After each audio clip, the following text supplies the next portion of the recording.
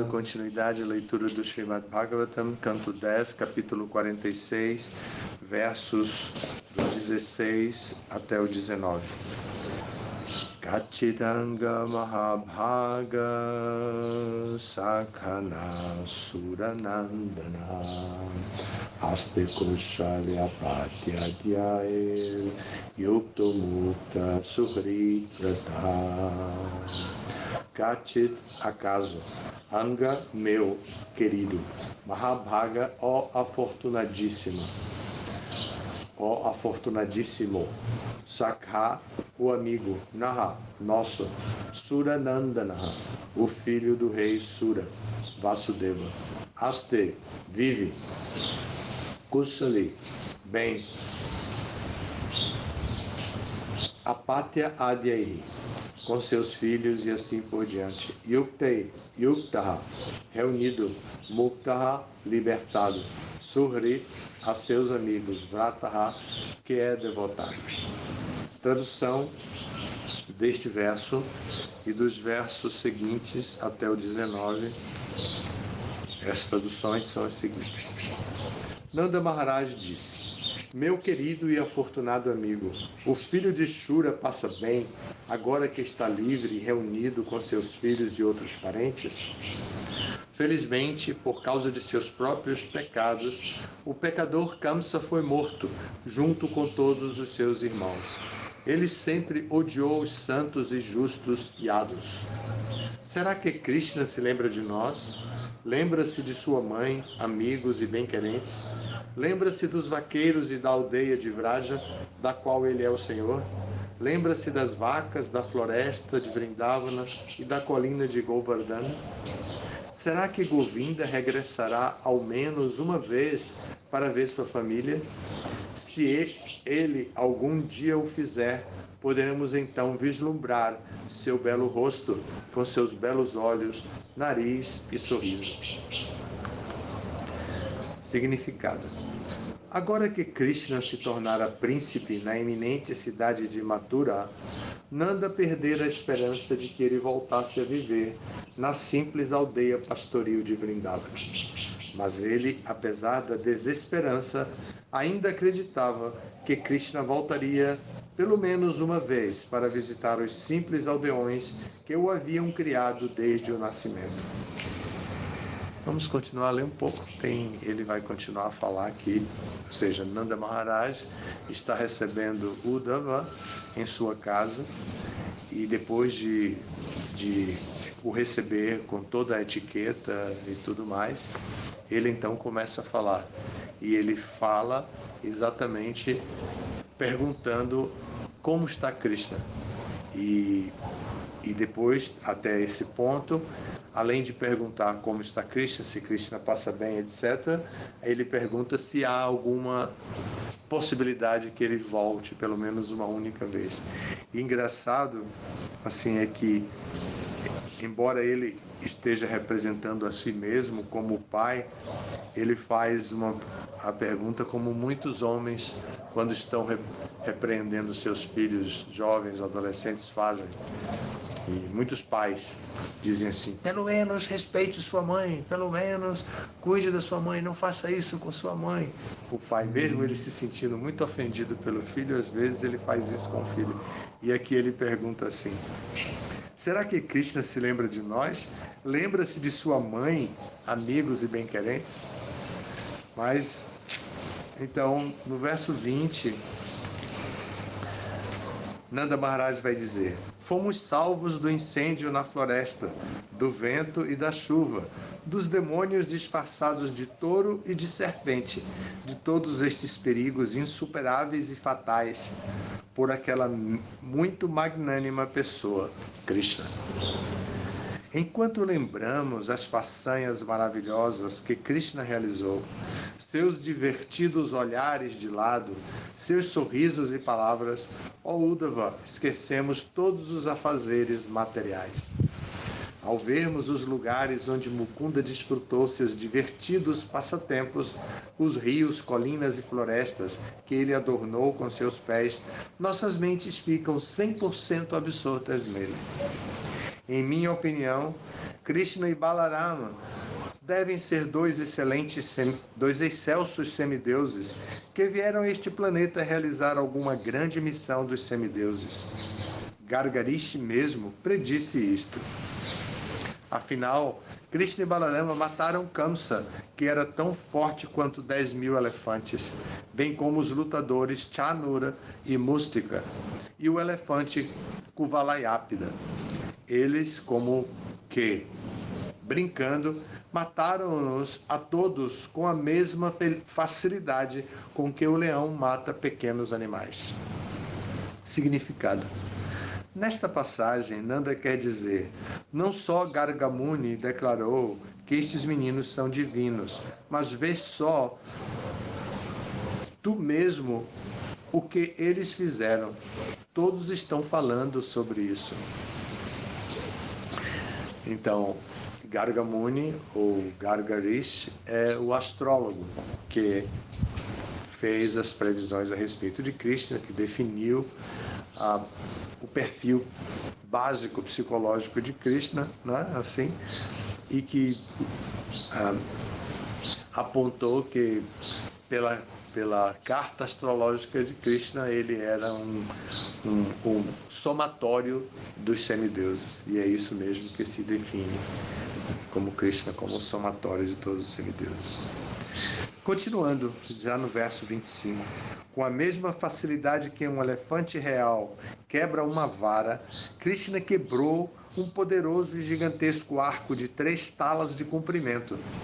Ele também susteve uma montanha no ar por 7 dias com uma só mão. Significado.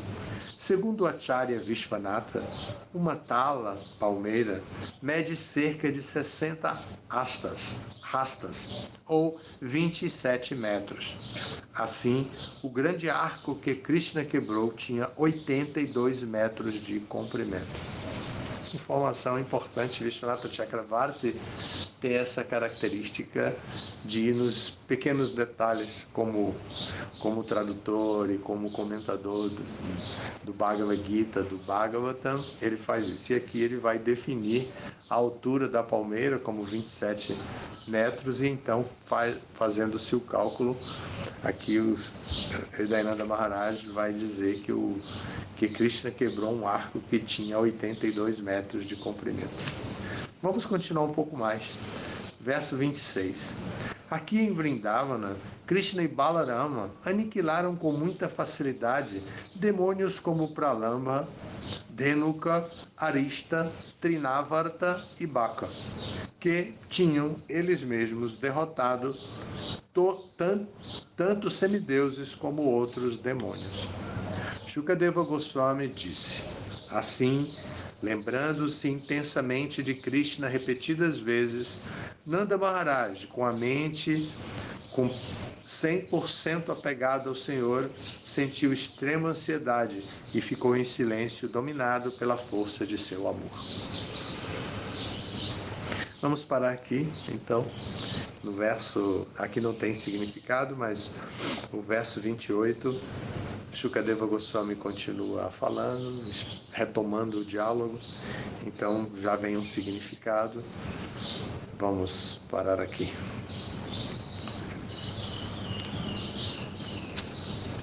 Esses passatempos de Krishna são de natureza transcendental, e quando alguém se lembra desses passatempos, recorda esses passatempos ou conta esses passatempos, eles são revividos por causa da natureza transcendental. Eles não são de natureza mundana, demarcado por um tempo físico e tenha ficado no passado de 5.000 anos. Até hoje ele tem o mesmo valor. Falar dos passatempos, contar os passatempos para outras pessoas é como estar no mesmo, está dentro do próprio passatempo.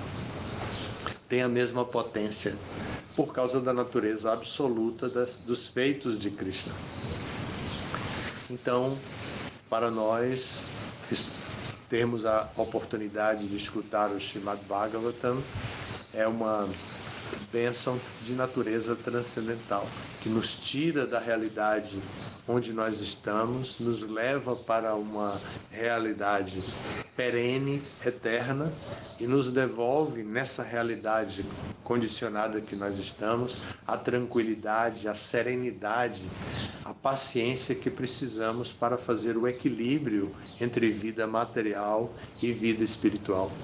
Viver a vida material privilegiando a vida espiritual, viver a vida material completamente consciente da importância de servir a Krishna na plataforma transcendental das suas qualidades absolutas.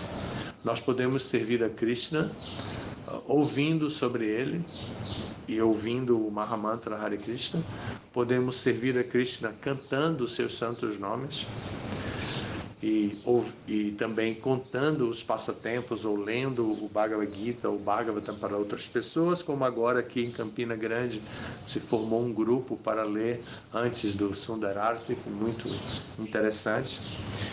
E podemos também lembrar disso.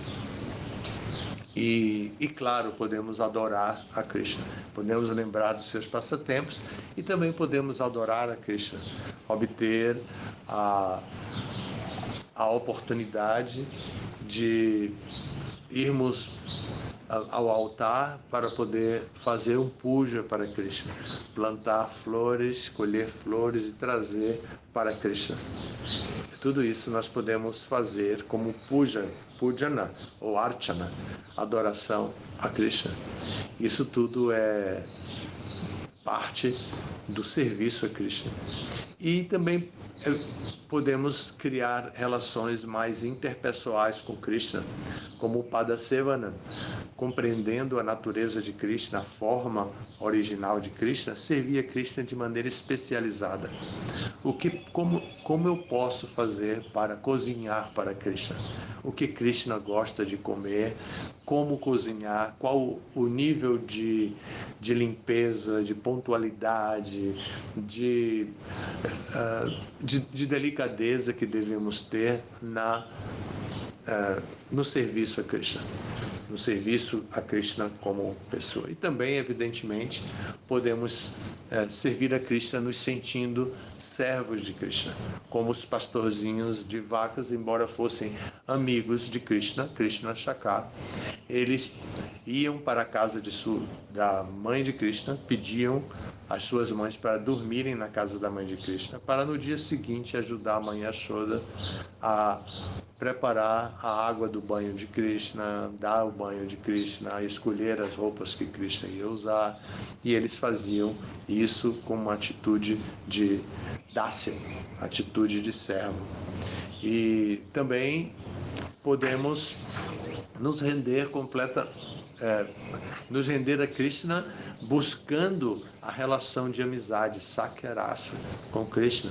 Então essa atitude de servir a Krishna como amigo de Krishna. E também podemos nos render a Krishna completamente, em qualquer condição que estejamos, podemos nos render completamente, entregando toda a nossa inteligência, nossa cultura, o nosso nível moral, nosso nível ético, todos os nossos apegos que estão relacionados com o nosso biotipo, a nossa natureza material. Podemos fazer tudo isso para Krishna, dando a Krishna a oportunidade, ou melhor, aceitando a oportunidade de servir a Krishna, entregando tudo que temos. E isso nós fazemos sob a orientação do mestre espiritual. Nós temos todas essas orientações necessárias para o avanço em serviço devocional, até o ponto de Atmanivedana, de nos render completamente a Krishna. Nós temos isso porque Srila Prabhupada nos deu isso.